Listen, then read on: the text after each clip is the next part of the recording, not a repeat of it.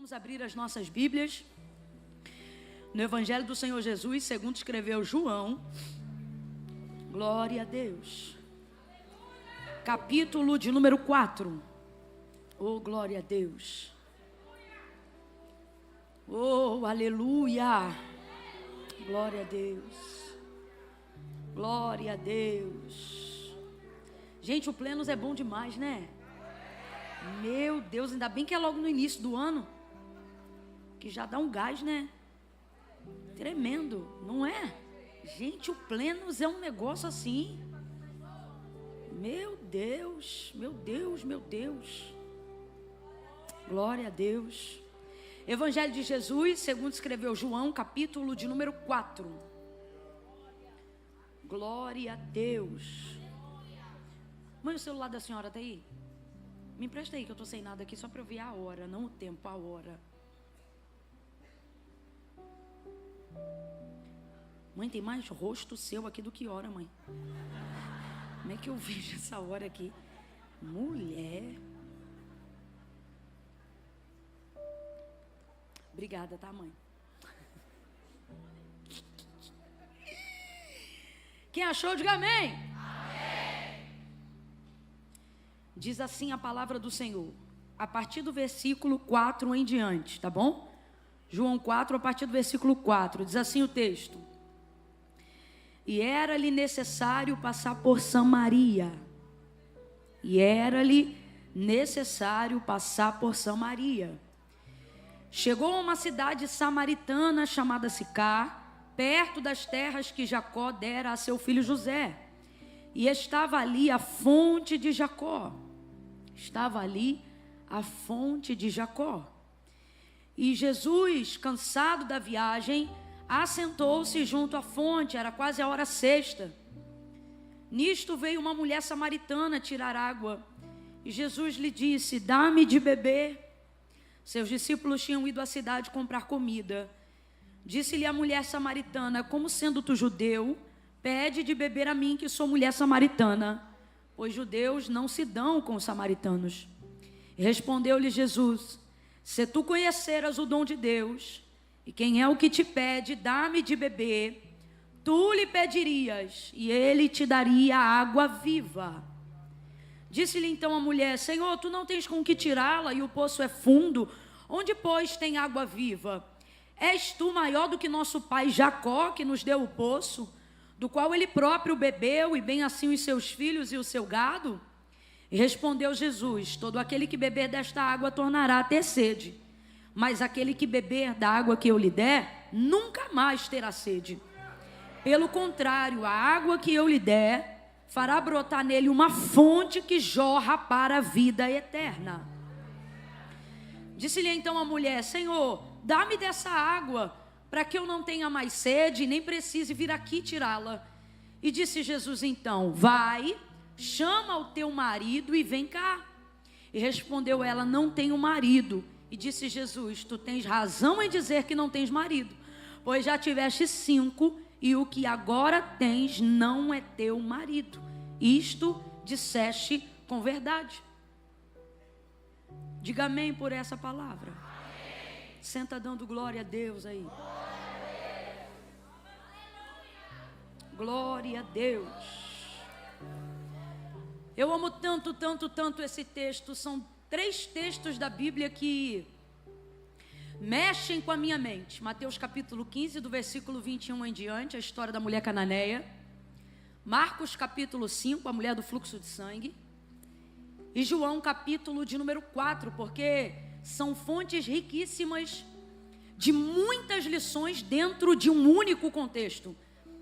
Toda a Bíblia é assim, cada um pode tirar uma ou várias lições de cada texto, mas particularmente para mim, esses 3 textos são difíceis até de segmentar uma única coisa que Deus queira falar. Tão rico eu os considero.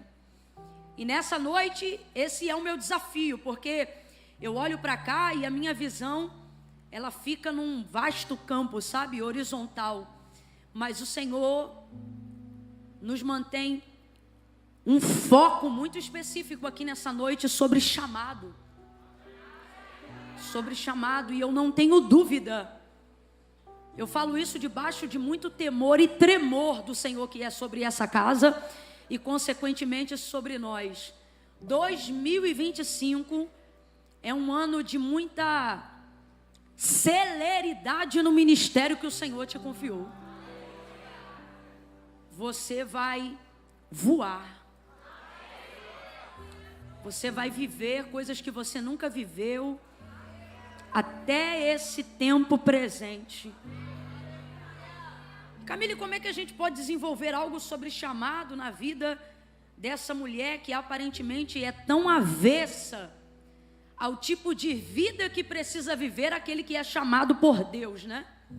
Só que na verdade ela não tem uma vida tão avessa no que tange ao chamado que o Senhor vai fazer a ela, porque chamado não tem a ver com o que eu quero ser e nem com quem eu sou. Chamado tem a ver com aquilo que Deus quer fazer, né? O chamado, por mais que numa linguagem aí a grosso modo a gente diga meu chamado, chamado não é seu porque você não se chama, né? É sempre assim. Se a gente pudesse ser o mais radical possível, deveríamos sempre falar assim: olha, o chamado que o Senhor me confiou, o ministério que o Senhor me confiou, porque está sobre nós, mas não é nosso, nem fala a respeito da nossa capacidade. E tudo isso a gente já sabe, em tese, em teoria, a gente já sabe. Mas na prática, a gente não adota esse entendimento comportamental. Na prática, a gente se apoia na necessidade de desenvolver habilidades para ser chamado. Isso é um equívoco muito do irritante, um equívoco do qual a gente dificilmente consegue se desvencilhar. E por quê? Porque o orgulho se torna maior do que o chamado. A vaidade é maior do que o chamado. Não, Camille, é o contrário, é que eu não me sinto nada, é que eu sei que eu não posso nada. Isso não é humildade, isso é orgulho. Você tem medo da sua reputação. Você tem medo de não ser tão bom e tão excelente naquilo que você foi chamado para fazer, porque você toma como régua o ministério de quem você conhece, não o Deus que te chamou. Então isso vai desenvolvendo em você a ideia de formatação ministerial. Se não for para pregar igual a Camille, então eu não prego. Se não for para cantar igual os irmãos do Ministério de Louvor, então eu não canto. Se não for para ser pastor igual o pastor Edilson, então eu não vou pastorear. Se não for para ensinar como a irmã fulana de tal, quando na verdade todas essas referências deveriam inspirar você. Porque senão você não só fracassa no seu chamado, como você rotula negativamente o nosso. Porque que raio de chamado eu tenho, ele tem, você tem, nós temos, se ao invés de inspirar pessoas para fazer naquilo que produzimos o teto para elas construírem suas vidas com Deus, elas verem nisso grades e limites, para que nada seja feito, haja vista que não se consideram tão boas quanto A, quanto B, quanto C. Então a gente olha para a vida da samaritana e nessa perspectiva comportamental a gente pensa, né? Que tipo de lição ou que tipo de identificação eu tenho com a vida de uma mulher que teve 5 maridos ou 5 homens e o 6º que ela tem agora é de outra pessoa, não pertence a ela. Só que a gente se assemelha com essa mulher mais do que a gente imagina, gente. Principalmente falando a nível de chamado. Porque Jesus, ele quer entrar em Samaria porque ele precisa. E ministério fala muito sobre isso, né? Você não é convidado a fazer o que você quer. Você alcança o entendimento de que tem que fazer o que precisa ser feito. E se sente privilegiado de saber que Deus chamou você para isso. E o que seria um fardo para qualquer outra pessoa, para você é um privilégio.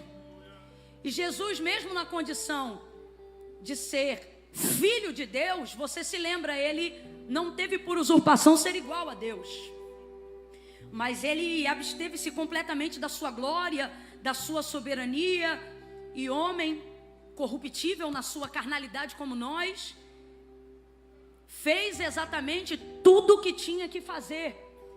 E João compreende essa passagem por Samaria com um sentimento diferente, por exemplo, de quando eles iam para a aldeia de Betânia para ver Marta, Maria e Lázaro. Essa casa, por exemplo, se eu não me engano, João 11, o texto vai dizer que Jesus ia lá porque os amava. Isso fala sobre afinidade, relacionamento. Jesus gostava de estar junto com essa família. Ele se sentia livre, acolhido, amado, e ele também os amava. Agora, João utiliza uma narrativa diferente quando o contexto é Samaria. Segura só um pouquinho a cadência desse ritmo, só um pouquinho. Já já eu fico louca, a gente endoida junto. Não me deixa, só segura um pouquinho. Então veja, para Samaria, João revela necessidade e não desejo. Porque a maturidade de um chamado se revela nessa hora. Quando você não tem motivação, expectativa, desejo pessoal, mas compreende a necessidade. Então você faz o que precisa ser feito. E aí, aonde você vê a magnitude de quem compreende um chamado como esse? E eu estou falando nesse momento só de Jesus, mas eu vou voltar para a mulher. Porque Jesus não é porque ele vai fazer o que tem que fazer vai fazer de qualquer maneira. Não é porque ele vai fazer o que tem que fazer vai fazer de qualquer jeito. Não, pelo contrário, quando você não tem motivação e desejo original, você precisa aperfeiçoar sua entrega, para que ninguém perceba que você está sendo movido por uma necessidade. Então, se você é simpático, você vai ser mais simpático nessa hora. Se você já é gentil, você vai ser mais gentil nessa hora. Se você é educado, você vai ser mais educado nessa hora. Para que você não permita com que a ausência de nenhum desejo humano, a falta de nenhuma expectativa humana, faça alguém perceber que você não está sendo competente para aquilo que Deus te chamou para fazer. Então você encobre aquilo dali com amor, com compaixão e etc, etc. E aí João vai dizer então que a motivação de Jesus está ligada a essa necessidade. Agora, essa necessidade não está ligada diretamente a essa mulher samaritana, mas está ligada diretamente a Samaria, porque havia uma promessa e Samaria precisava entrar dentro do cumprimento dessa promessa nos dias de peregrinação e cumprimento do ministério de Cristo como homem aqui na terra. Então esse mapa geográfico precisava com que a passada de Jesus entrasse por lá e houvesse salvação em Samaria. Então veja isso, todas as vezes que um judeu precisava sair da Judeia e ir em direção à Galileia, Samaria ficava bem no meio.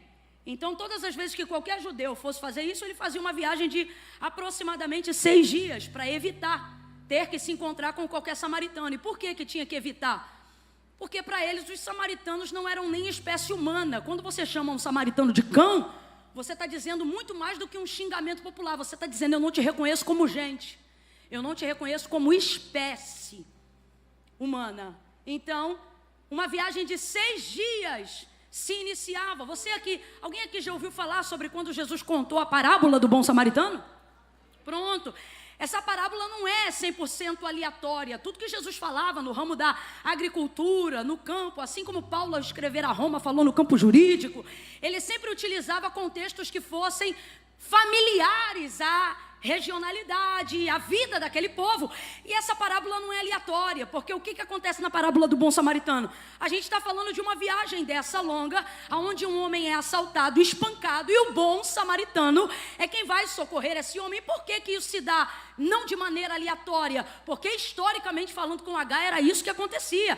Para ter que ignorar Samaria, a viagem que em tese deveria durar 3 dias, ela durava 6 dias, porque aqui no púlpito está as montanhas de Samaria, aqui está a Judeia, nessa caixa de retorno, e aqui nessa outra está a Galileia. Então todas as vezes, porque Jesus estava na Judeia e Samaria não era destino final, o texto diz que Jesus deixou a Judeia e quem lembra, ele estava indo para a Galileia. Por isso João vai dizer: e era-lhe necessário passar por porque ele precisava remir o tempo. Qualquer outro faria a viagem em 6 dias. Só que Jesus não tem tempo para picuinha, para fofoca, para conversa fiada.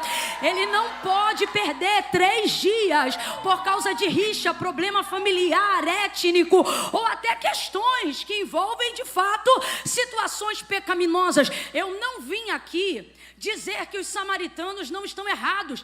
Os samaritanos são a terra dos errados. Os samaritanos configuram, tipificam, simbolizam e de fato são os que perverteram contra a lei, os que miscigenaram a raça, os que se curvaram diante de ídolos constituídos pelas mãos de homens, os que fizeram uma bagunça terrível. Eu não estou dizendo que é certo a maneira como os judeus tratam os samaritanos, mas eu estou dizendo que ela não foi sem causa e nem motivo e nem razão e nem circunstância. Pelo contrário, teve causa, teve motivo, teve razão, teve circunstância. Tanto é que quando essa mulher percebe que está diante da possibilidade de receber perdão, nessa conversa onde ela confessa o pecado dela para aquele que ela ainda está achando que é um profeta, não reconheceu que é o Cristo, ela imediatamente deseja um lugar para pedir perdão por aquele pecado. E aí ela diz: olha, no templo ou no monte, Jesus vai dizer: tu sabes.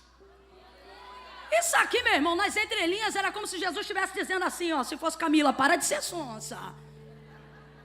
Tu sabes que a salvação vem dos judeus.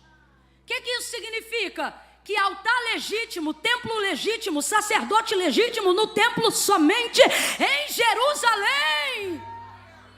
Mas vocês estão criando um mecanismo no monte para tentar lavar a consciência do pecado. Então, eles estavam de fato errados porque Samaria é uma terra de errados. Só que Samaria tipifica exatamente isso.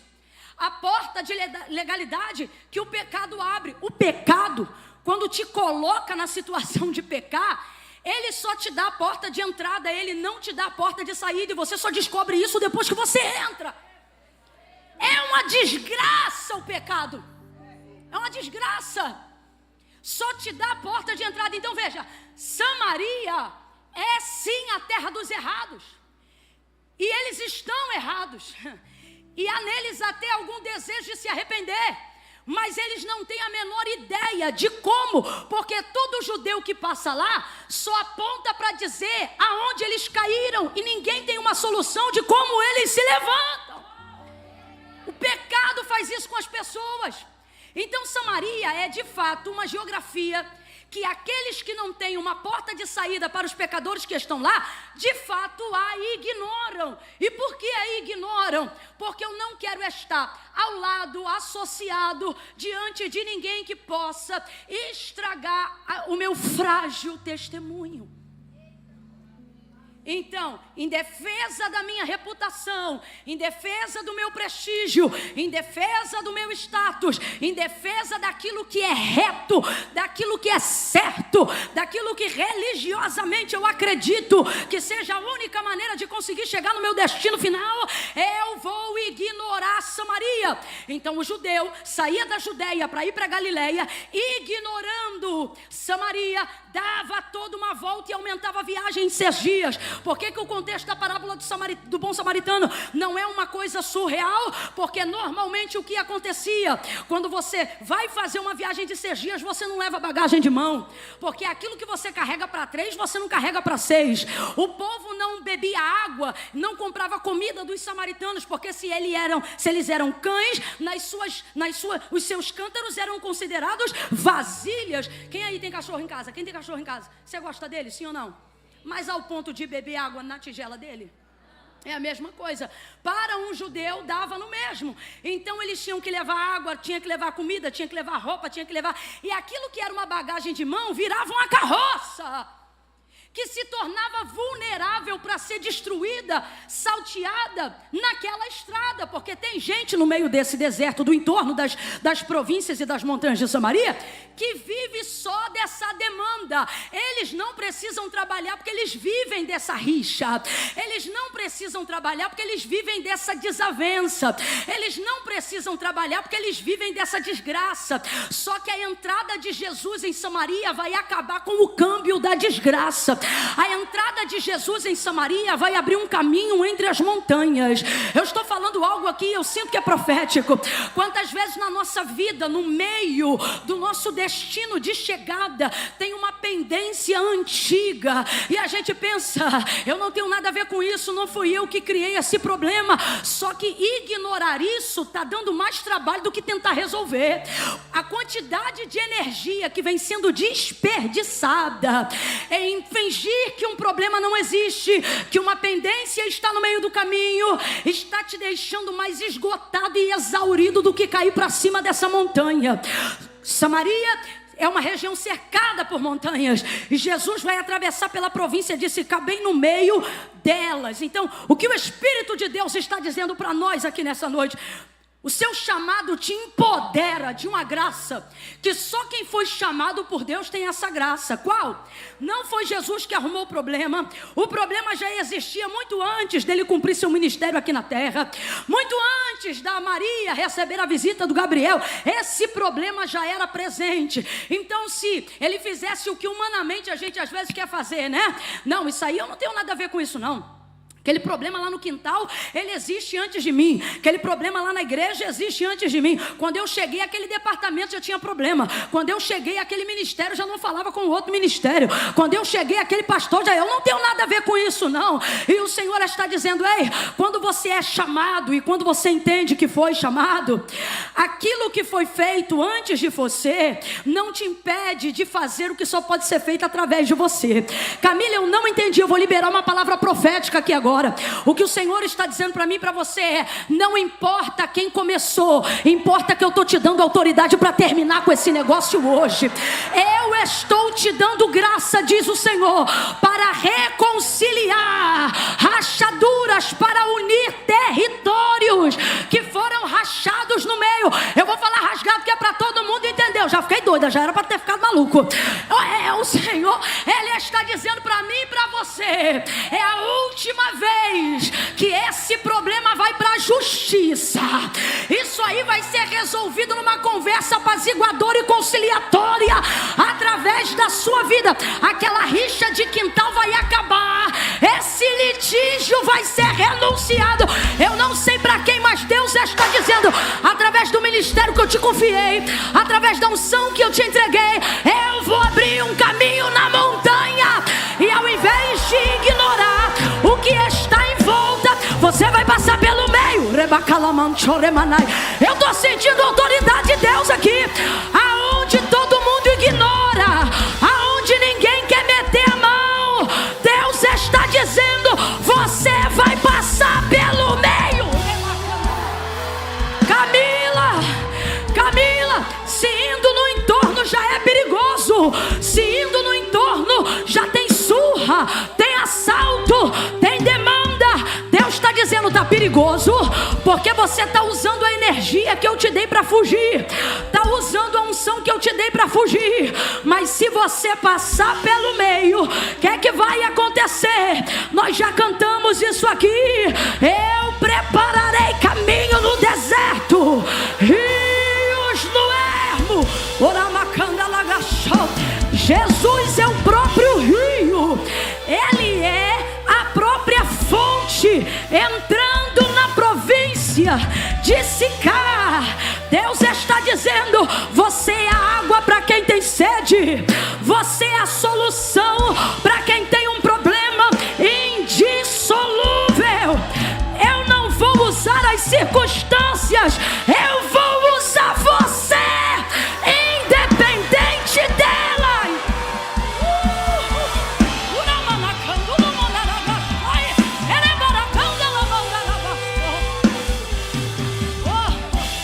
Meu Deus, vai Jesus, vem pelo meio. Camila, mas eu tenho medo. Irmãos, é melhor correr risco dentro do centro da vontade de Deus do que se sentir aparentemente seguro fora do caminho correto. Camila, eu não sei como eu vou fazer esse caminho de reconciliação, de aproximação, de edificação, de apaziguamento, de reestruturação. Camila, eu não sei. Oh, deve ser por isso que ele dizia a todo aquele que o chamava, e quando chamou, aquele que libertaria seu povo, ele disse: eu irei adiante de ti. Eu irei adiante de ti. Você lembra? Samaria só tem porta de entrada, você lembra? Mas é por isso que quando Jesus veio ao mundo, ele disse: não só sou o caminho, mas ele também disse: eu sou a porta. Ele vai entrar para abrir uma saída, ele vai entrar para abrir um jeito, ele vai entrar para abrir um meio. Oh meu Deus, vai pelo meio, vai pelo meio, vai pelo meio, vai pelo meio. Eu não sei para quem, mas Deus está dizendo aqui para alguém: não fuja, não fuja, não fuja do acusador, não fuja, não fuja, não fuja, não fuja daquela pendência antiga. Vai pelo meio, vai pelo meio. Deus está criando uma estratégia. Vai ter telefone parando na tua mão esses dias, e gente que você não via há muito tempo, que era problema, você dizia: eu não quero ver, eu não quero ver, eu não quero ver. E aí fica esse troço amarrado, magoado, amargurado. Pois assim te diz o Senhor: por esses dias eu vou colocar no teu caminho para te mostrar que você está pronto para passar pelo meio. Essa pendência não vai atrapalhar o seu destino. Mas nós, escute isso, nós precisamos parar de tratar Samaria como destino final. Jesus está saindo da Judeia, versículo 3, ele deixou a Judeia e voltou outra vez para a Galileia. Então vamos lá, Jesus saiu da Judeia e ele queria chegar aonde? Bora gente, aonde? Aí veio e era necessário passar por Samaria, porque Samaria estava no meio por causa dessa história que eu te contei aqui agora. Só que está muito nítido, independente do que ele vai passar, fazer ou viver em Samaria, Samaria não é seu destino final.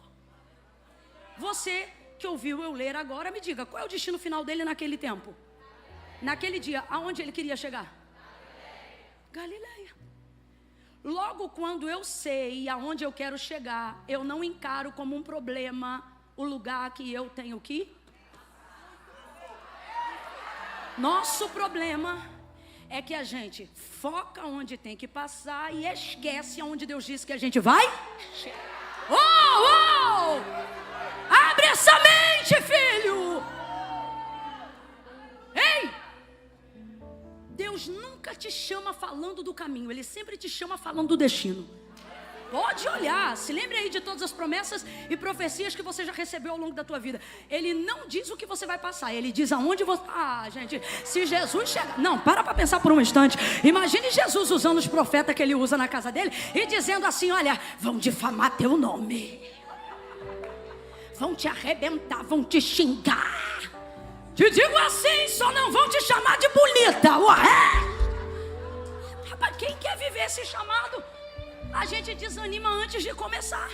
Mas Jesus sabe ganhar a gente. Ó, como é que Ele chega? Ele não chega dizendo que vai ter problema na família, que vai ter perseguição. Ele não chega dizendo que tu vai ter problema. Ele esconde até os leitos do caminho. Ele não diz que tem dia que vai ser CTI, UTI. Ele chega dizendo: sou eu teu Deus, eu vou contigo, endireitarei os caminhos tortuosos, quebrarei os ferrolhos de ferro, arrebentarei os cadeados de bronze. Não temas, porque eu sou contigo. Tu vai cantar, tu vai pregar, tu vai fazer a minha obra, tu vai anunciar a minha palavra. Essas mãos que me adoram estende, porque eu vou usar para curar. Tu vai curado. E Ele vai falando, vai falando. Aí a gente fica assim, ó. Aí a gente fica assim. A gente fica assim, desse jeito aqui. Eu vou, eu quero, a gente vai pra cima. Rapaz, a gente sai do culto igual um leão, doido pra achar um capeta e rasgar no meio. A gente quer ir pra cima. Só que a gente às vezes é meio ingênuo. Porque olha aqui, você só fica pensando assim, ó. Qual é a parte que a gente mais gosta? Eu irei. Não temas, eu sou. Esquece, isso toma a nossa mente. E a gente entra num estado de empoderamento. E ó, só que se você chegar em casa depois de uma noite dessa e sentar e falar assim: rapaz, ferrou de ferro, cadeado de bronze, corrente, você iria se obrigar a fazer a seguinte pergunta: que raio de caminho é esse que eu vou fazer? Que tem ferro, tem algema, tem corrente, tem portão. A gente só fica dando glória. Eu vou derrubar os gigantes. E a gente, ó, glória. E depois, rapaz, vai ter gigante. Ele disse assim pro povo: ó, eu tiro vocês da escravidão. Povo, vambora. Coloco vocês numa terra próspera que mana leite e mel. O povo é aqui, simbora. Quando Moisés manda os espias, eles descem. Ó, não é possível isso não. Esses homens aí vão comer a gente como se fosse gafanhoto. Porque eles não focaram no destino final, mas embaçaram a visão no meio do... O deserto era lugar de passagem. E tudo que eles trafegaram ali naquele período era caminho de... O caminho do meio tende a embaçar a sua visão. Só que ele é o trajeto mais íntegro, mais forte, mais preparado. Porque o que te prepara para a chegada não é a chegada, é o...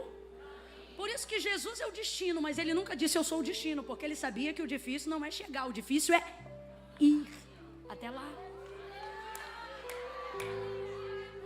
Então, se ele é o caminho, ele está dizendo: eu estou preparando o meio, eu estou indo contigo no meio.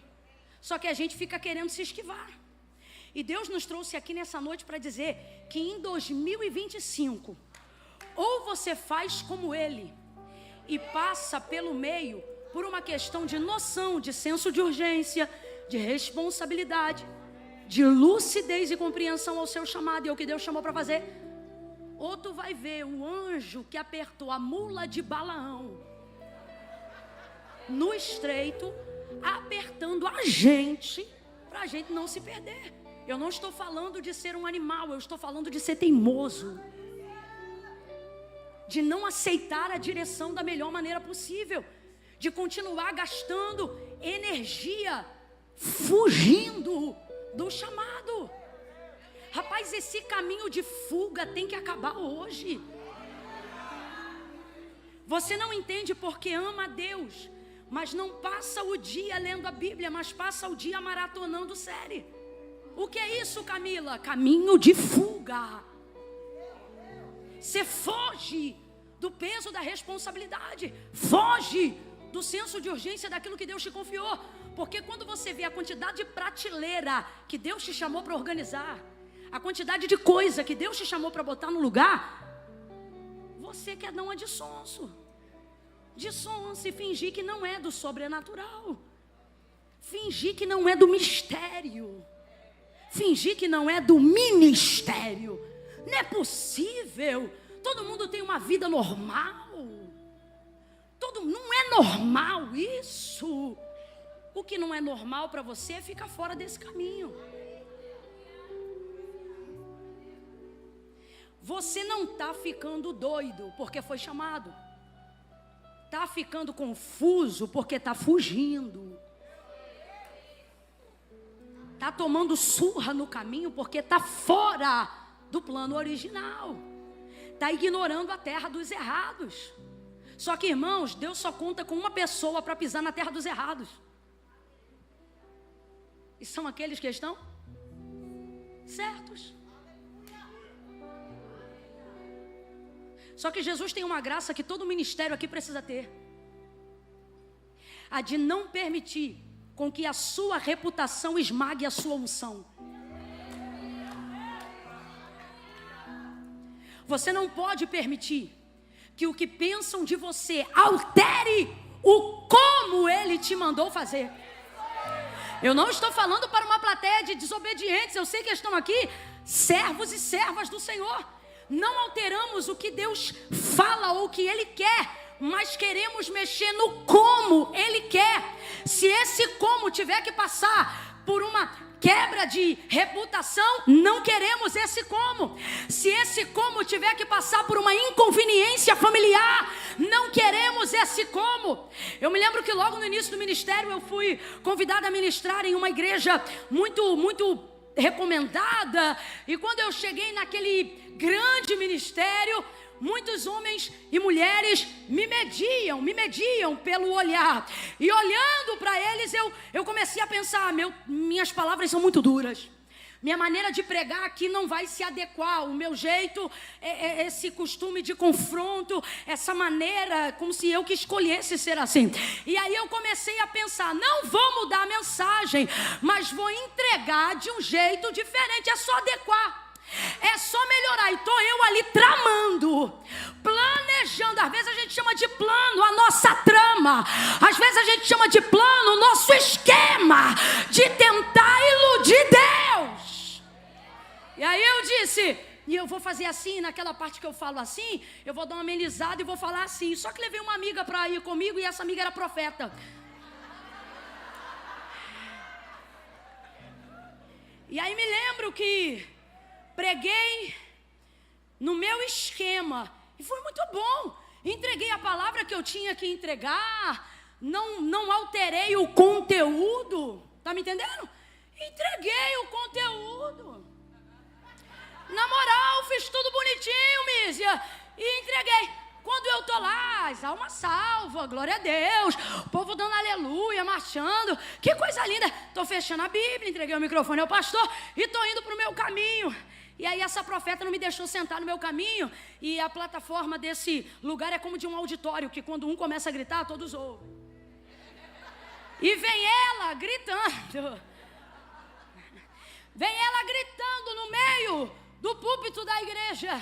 E diz ela bem alto, nunca mais. Irmão, sabe aquele negócio que parece que as carnes vão sair dos ossos? Nunca mais. Rapaz, eu fui repreendida, disciplinada pelo Senhor. E ela começou a dizer assim, não era ela, né? Porque cada um aqui conhece a voz daquele que fala com você. E ela, Jesus disse, minhas ovelhas conhecem a minha voz e me seguem. Elas me ouvem. E aí, ela, nunca mais,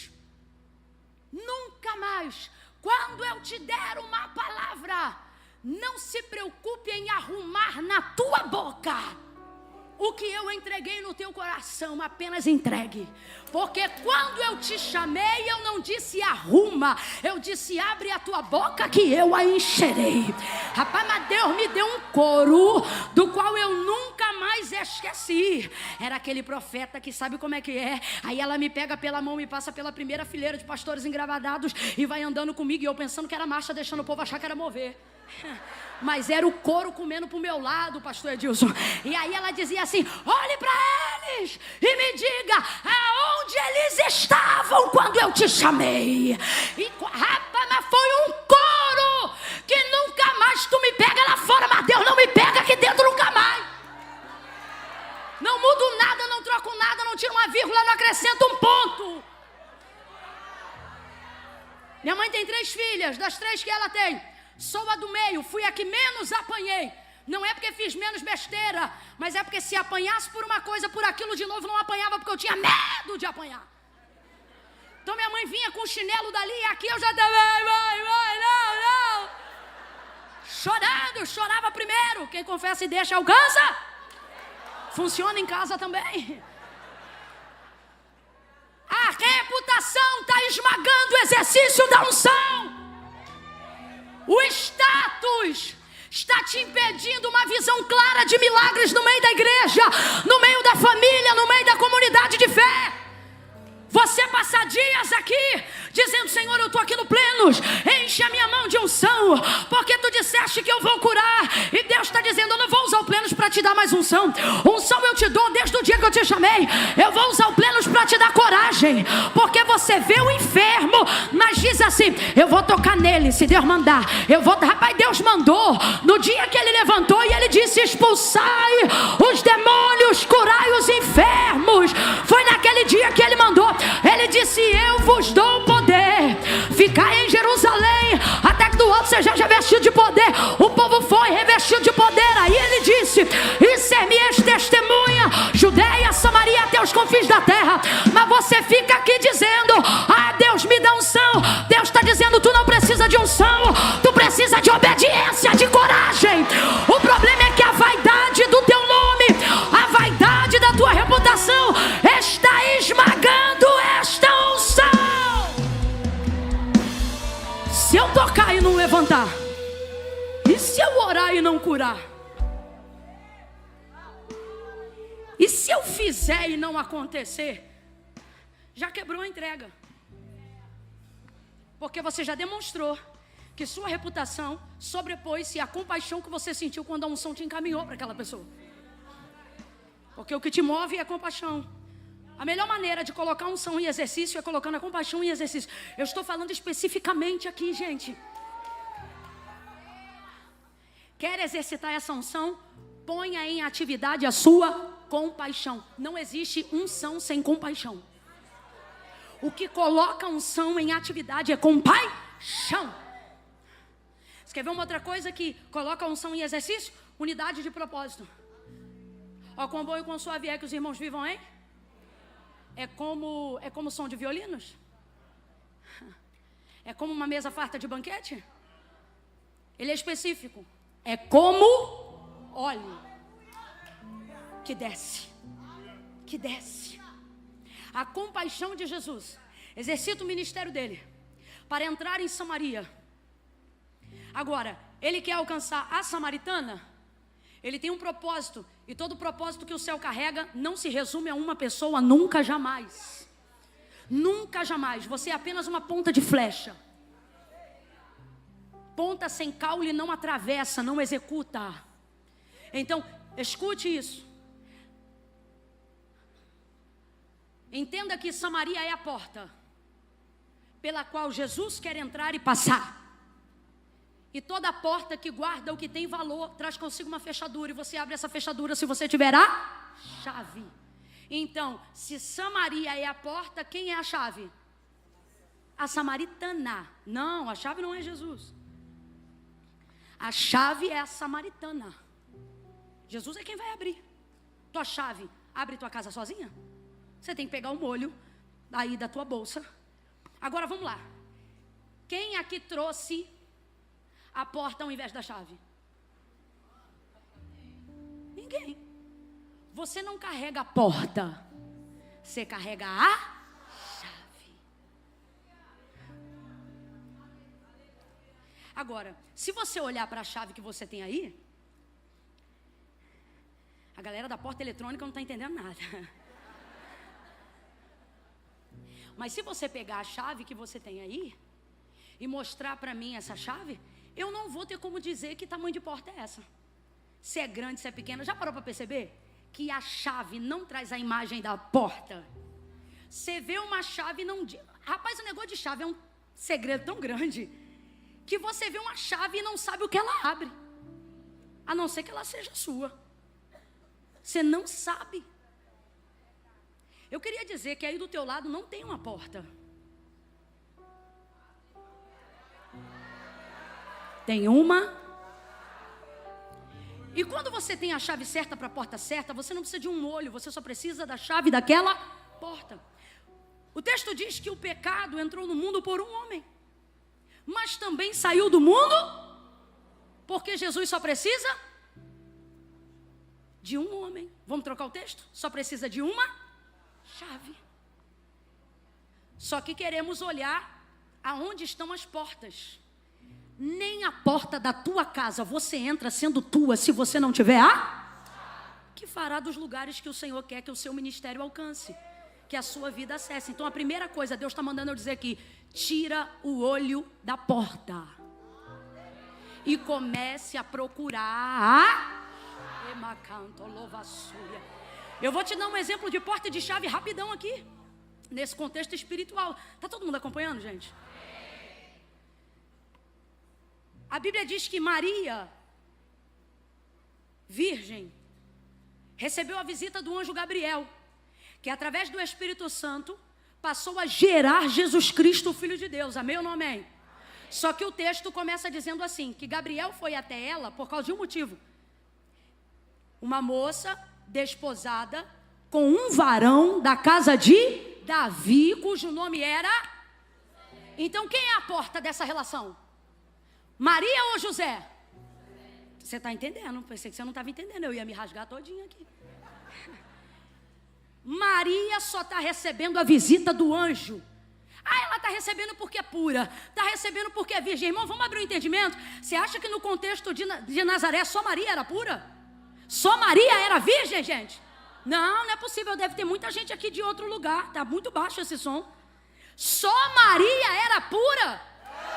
Meu Deus do céu, dentro da nossa comunidade de fé, digam o que quiser dizer, mas e ainda aonde está o maior epicentro de moças que acreditam no casamento e que se guardam sendo virgens? Se isso a gente consegue preservar ainda hoje, não só como conceito filosófico, moral, mas como uma realidade física, imagine isso nos dias de Jesus. Então eu vou perguntar de novo, tinham outras mulheres tão crentes, tão puras, tão castas, tão abnegadas quanto Maria? Sim ou não?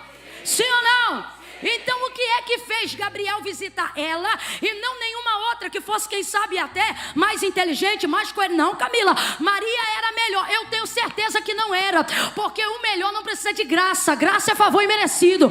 A graça vem sobre quem não tem, a graça vem sobre quem precisa, a graça vem sobre quem não tem o suficiente. A Bíblia diz que Deus não escolheu os que são, mas Ele escolhe os que não são. Vamos parar de botar a Esther, a menina mais bonita, para fazer a peça da rainha Esther na igreja, achando que ela era mais bonita. No Império Medo-Persa, tu acha mesmo que a Esther era mais bonita? O texto não diz que ela era mais bonita, tanto não diz e não era, antes de ser escolhida para viver o tratamento real, que o texto vai dizer que Deus deu a ela graça, para que quando a Assuero olhasse para ela, não visse só o que ela tem, mas visse o que Deus ia fazer ela ser.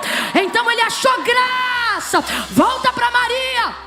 Então tinham outras mulheres, outras meninas, outras moças. Por que Maria? Porque José era da casa de Davi.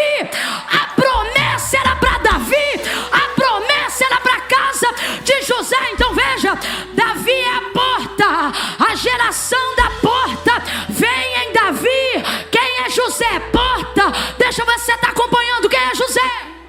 Ora, quem é José?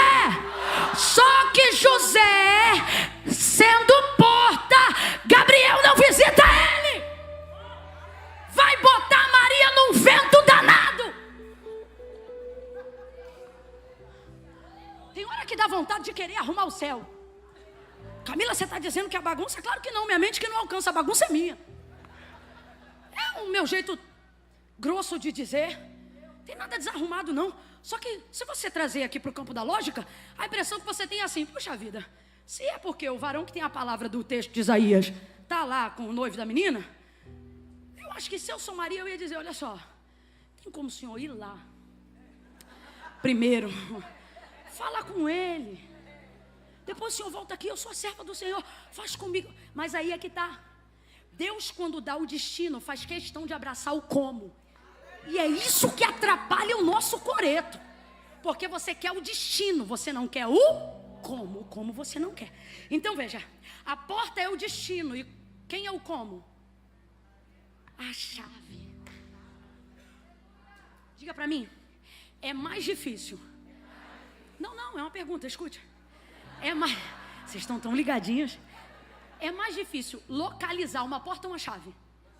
Quem aqui já perdeu a porta? Quem aqui já perdeu a chave? Você está entendendo por que Deus gosta de primeiro localizar? Para não perder tempo. Para não perder tempo. Eu estou sentindo uma graça de Deus tão grande aqui. O meu como não é para te atrapalhar. O meu como é para te ajudar. Para não perder tempo. Para não perder tempo. Só que o como traz traz consigo inconveniências que a minha reputação será testada. Meu status, meu prestígio familiar, o amor que as pessoas têm por mim será provado, porque no caminho que Deus quer me usar, se eu não for o primeiro a ser esmagado, eu não estou pronto a traçá-lo.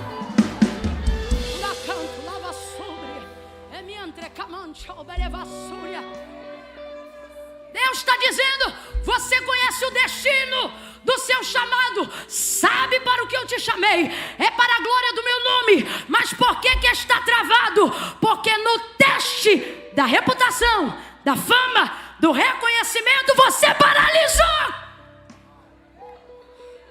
Você paralisou. Você tem medo de ser mal interpretado pelos seus liderados. Você tem vivido uma vida de justificativa, isso está drenando a energia do seu chamado. Toda decisão que você toma, você tem que se justificar. Isso está acabando com você. É por isso que a sua educação familiar está comprometida como pai e como mãe. Por quê? Porque para cada não que você dá aos seus filhos, você se sente na obrigação de dizer por que você está dando não. Você discorda de mim agora mesmo enquanto eu falo. Tão distante você está do modelo original. Refém do amor alheio.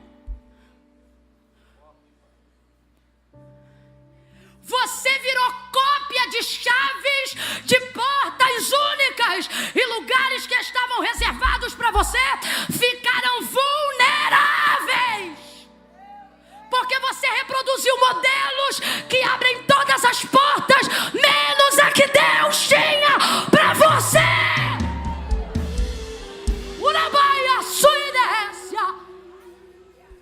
Por isso, pode pregar, pode cantar, pode ser bom, pode adorar, pode expulsar demônio, pode curar. Por que não há sentimento de realização? Porque você ainda busca coisas que fazem sentido para você. Porque você se tornou cópia de chaves que já existem. José era a porta, mas Maria era a chave. Agora, ela tinha a cara de que aquela chave abriu uma porta como essa? Não, você não está entendendo. A porta do Filho do Deus vivo. Pobre, de Nazaré, pisando no barro. Não sei qual era o seu nível de alfabetização, mas Maria é alguém que parece não ser o tipo de chave usada para uma porta como essa. A gente está falando do Filho do Deus vivo. Mas acredite, José era a porta, mas ela era a... E a primeira a se indignar com o fato de você saber que você é a chave, vai ser a porta. Porque a porta centraliza nela a passagem. Jesus era a porta. Eu já disse aqui, Jesus era a porta. Ele era a porta, ele disse: eu sou a porta. Ele não disse: eu sou a chave.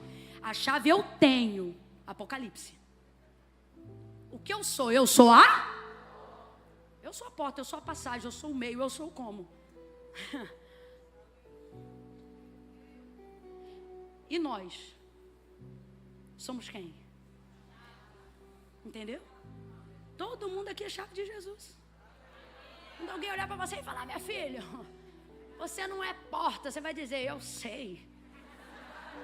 Só que eu sou a... Comigo você passa mais rápido, comigo você não perde tempo. Eu te apresento aonde é, como ele é, o que ele faz, o que ele traz. A chave leva para a porta. A porta não leva para a chave, mas a chave leva para a porta. E a primeira pessoa, e agora não estou falando de Jesus, estou falando de José, que estranha é a porta. Não faz sentido o que Maria está falando, então ele intenta deixá-la. Olha a prova que a bichinha vai passar. Volta para a Samaritana. Volta para a Samaritana. Os discípulos sabem que Jesus é a porta, mas não imaginam que ali naquele poço, Jesus vai encontrar a chave. Uma chave que já teve 5 machos. Uma chave que no momento está beijando na boca de um que não é dela. Aí eu estou pregando aqui, você romantiza como se você fosse tão bom quanto Jesus. Eu estou pregando aqui e você está pensando assim: rapaz, que coisa linda, né? Que coisa linda. Olha o que Jesus faz. Ele chama, Jesus é lindo. Vamos parar de romantizar e vamos aqui para o jeito que a coisa é? E se esse homem fosse teu? Tu ia continuar olhando para o texto e dizendo, coisa mais linda. É assim que você trata as pessoas que estão com homem que não são delas? Você olha para elas e diz, coisa linda, Jesus vai salvar. Jesus não é obra linda, não. Fala a verdade. Ou a sua oração, mas Deus trata com ela. Jesus vai. Gente. Só que aonde todo mundo vê uma mulher desqualificada, desclassificada, Jesus viu uma. E sabe por que nos indignamos?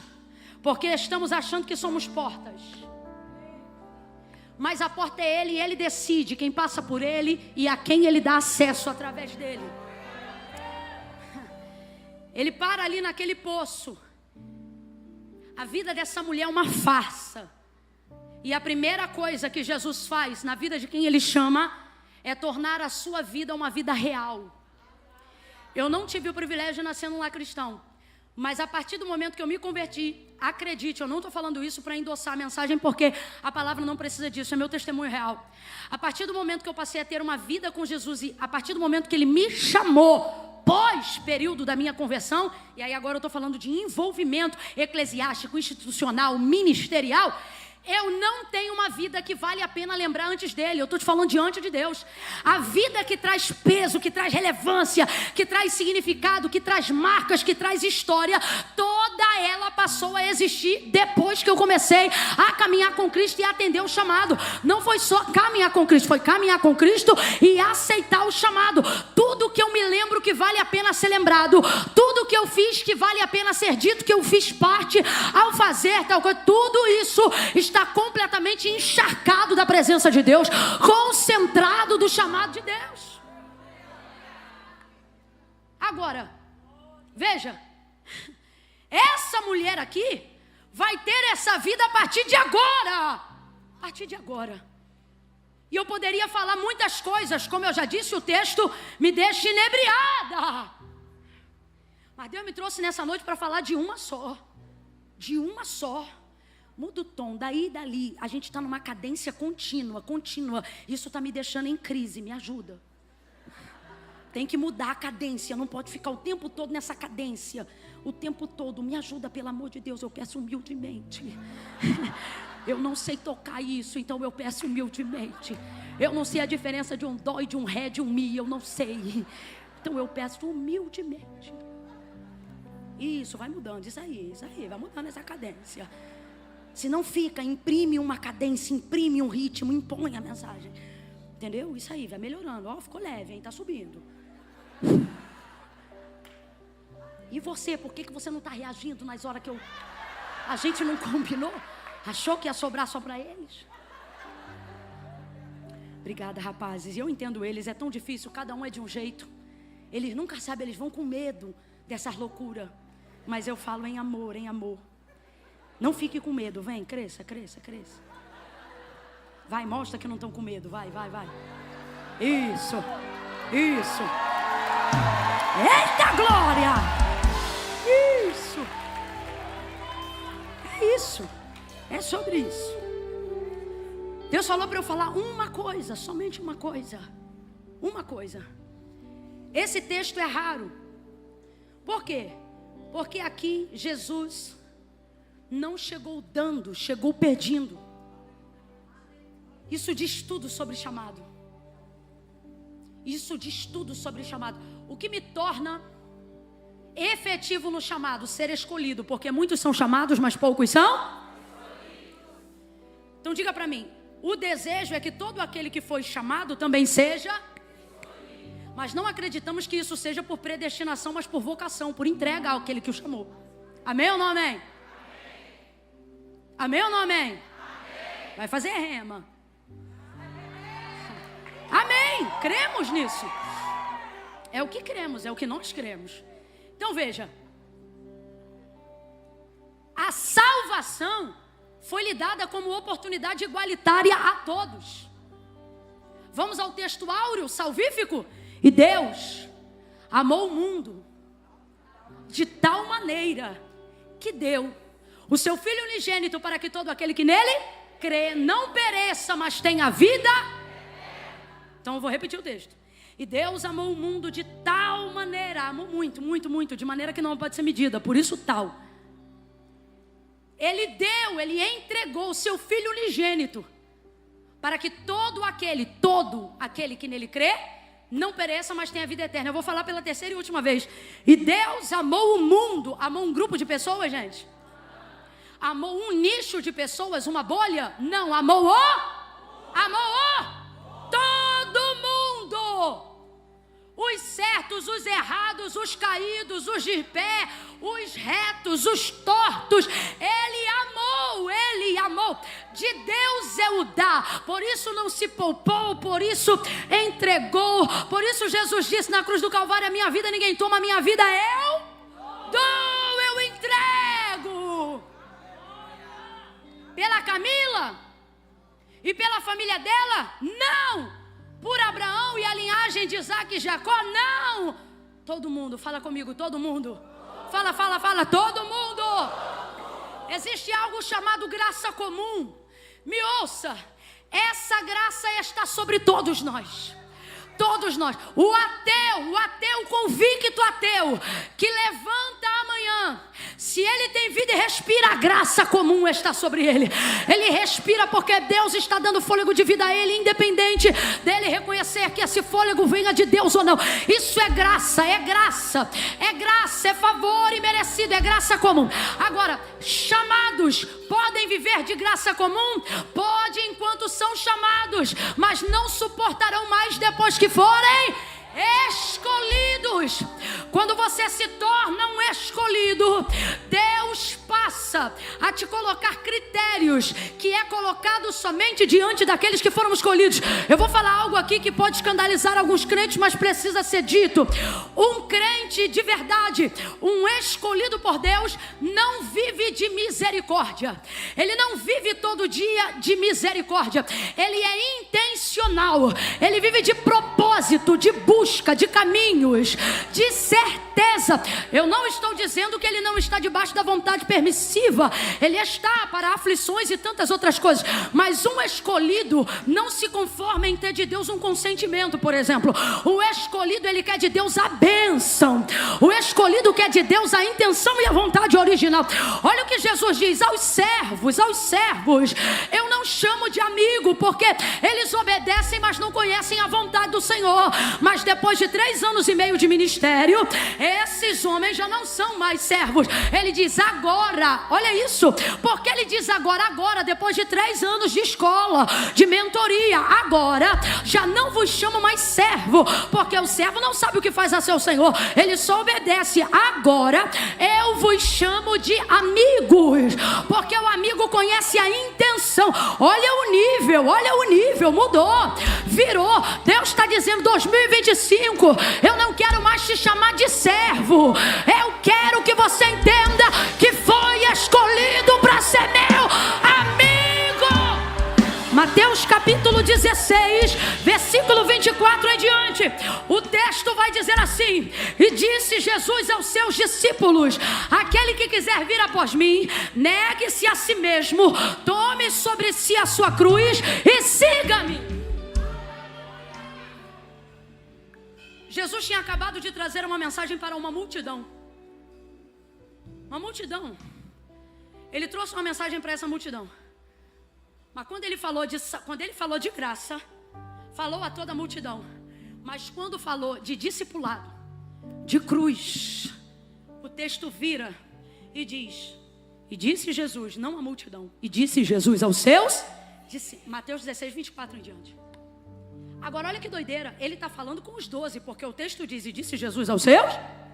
Então ele está falando com quem ele já conhece, só que olha como ele fala com quem ele já conhece. Se alguém quiser vir após mim, ele está os provando, ele está os testando. Como quem diz, não pensem que por estarem comigo vocês são meus. Tem a parte que eu chamo e tem a parte que você se comporta como se fosse escolhido. Então aqui, ó. E disse Jesus a seus discípulos: se alguém quiser vir após mim, negue-se a si mesmo, tome sobre si a sua cruz e siga-me. Rapaz, ele está falando isso com os seus discípulos, mas esses homens já não estão seguindo ele. Só que a caminhada com Cristo é assim, você tem que escolher todo dia. Todo dia. Então veja, a quem foi chamado, Deus deu. Mas a quem é escolhido, Deus pede. O que define seu chamado não é o quanto Deus te entrega, é o quanto você se entrega. Você pensa que é chamado quando tem muita unção? Você pensa que é escolhido quando cura enfermos? Quando cegos vêm na imposição das suas mãos? Isso é dom. Deus dá a quem quer. Porque de Deus é o dar.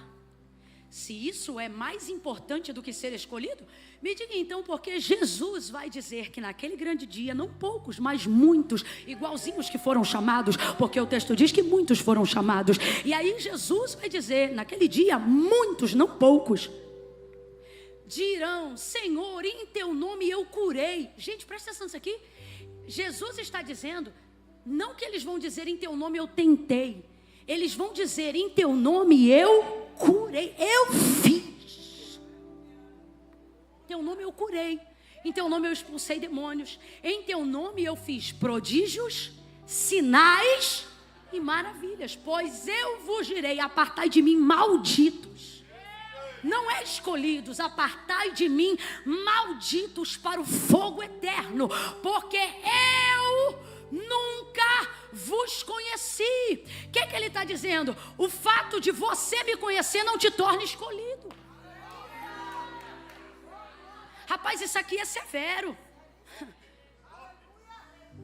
Então não é como você se vê em mim, mas como eu me vejo em você. Então o que passamos a acreditar? Que somos escolhidos pela medida que Deus nos enche, nos usa, nos capacita. Mas corrija essa visão agora mesmo, porque senão o príncipe desse século vai te enganar em pouco tempo. A escolha de Deus fica cada vez mais evidente sobre mim, não por aquilo que Ele me dá, mas pela maneira que eu me comporto quando Ele me pede alguma coisa. É ali que o selo de Deus é evidenciado sobre mim. Eu vou concentrar aqui nela e vou tentar encerrar agora. Veja, Jesus pede, ele chega lá pedindo. A mulher chegou com um cântaro vazio, porque quem precisava é ela. Ela está indo pegar água meio-dia, sabe por quê? Ela precisa, e ela não quer ter que viver a situação que ela vivia comumente, de ter que passar nos lugares e as pessoas comentarem da vida dela. Camila, você não pode conjecturar isso. Não é uma conjectura, é uma realidade. O texto diz que quando essa mulher vai abrir a porta de Samaria para Jesus entrar, ela entra lá pregando, sabe como? Dizendo assim: vinde ver de um homem que tem dito todas as coisas que eu tenho feito. Todo mundo sabia o que ela fazia. Então quando ela disse: vinde ver de um homem que tem dito todas as coisas que eu tenho feito, todo mundo pensa: tem um profeta em Samaria, um cara que revela o oculto, o profundo e o escondido. Vamos ver ele, você está entendendo? Então ela vai buscar água meio-dia para não ter que lidar com o zum, com o fuzuê, com os comentários, os olhares, o vexame, a vergonha, o escárnio, a nudez, a imoralidade. Aí ela vem com o vaso vazio dela. Esse vaso aponta a área da vida dela que precisa ser preenchida. Aí ela vai lá pensando que vai pegar água de Jacó, mas Jesus quer dar para ela a água da vida.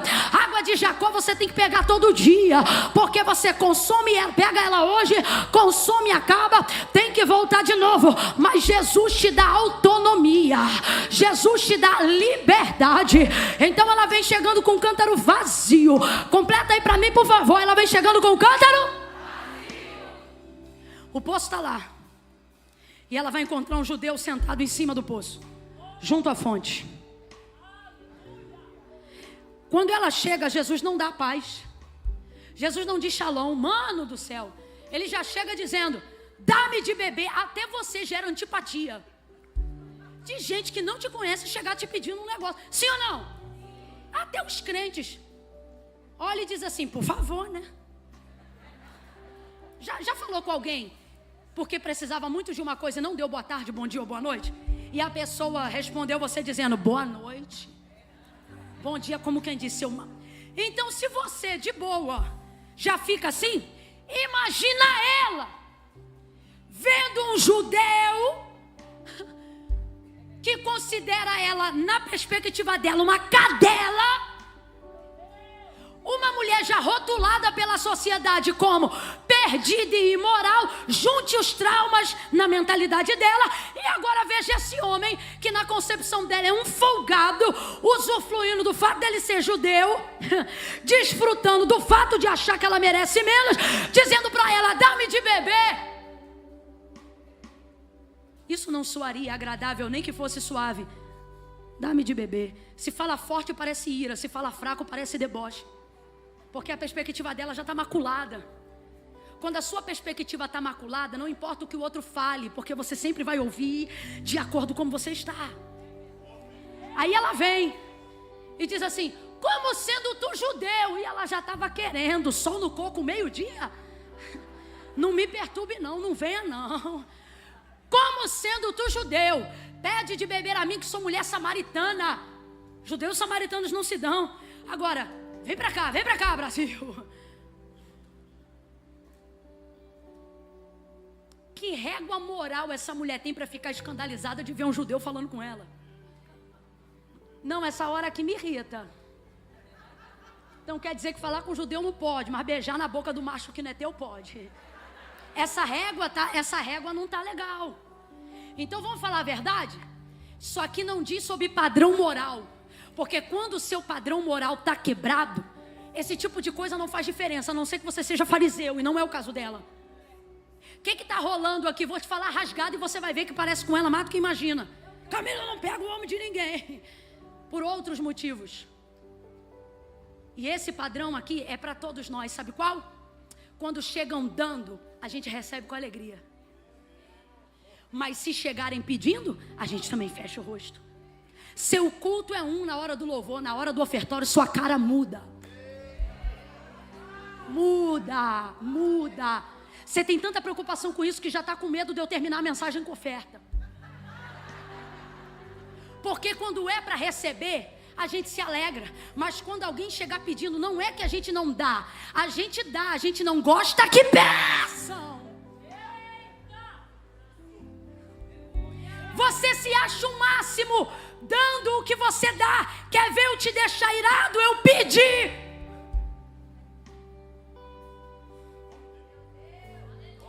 Jesus sabia como tocar nessa área. Agora, ele não pede porque ele precisa. Um dos motivos que me fazem amar esse texto, sabe qual é? Fala de água o tempo todo, eles brigam por água, ela não quer emprestar o cântaro para beber água. Depois ela se convence que quer achar um outro cântaro de água, ele diz que está com sede. Rapaz, no final ninguém bebe água e sai todo mundo saciado. Não, rapaz, isso é uma doideira. Por quê? Porque isso não é sobre escassez, isso não é sobre necessidade, isso é sobre um chamado. É Deus tirando da tua vida o que você acha que é prioridade de vida. É Deus tirando de você a visão do cântaro e a visão desvalorizada que você tem de você mesmo. Quem está entendendo, diga amém.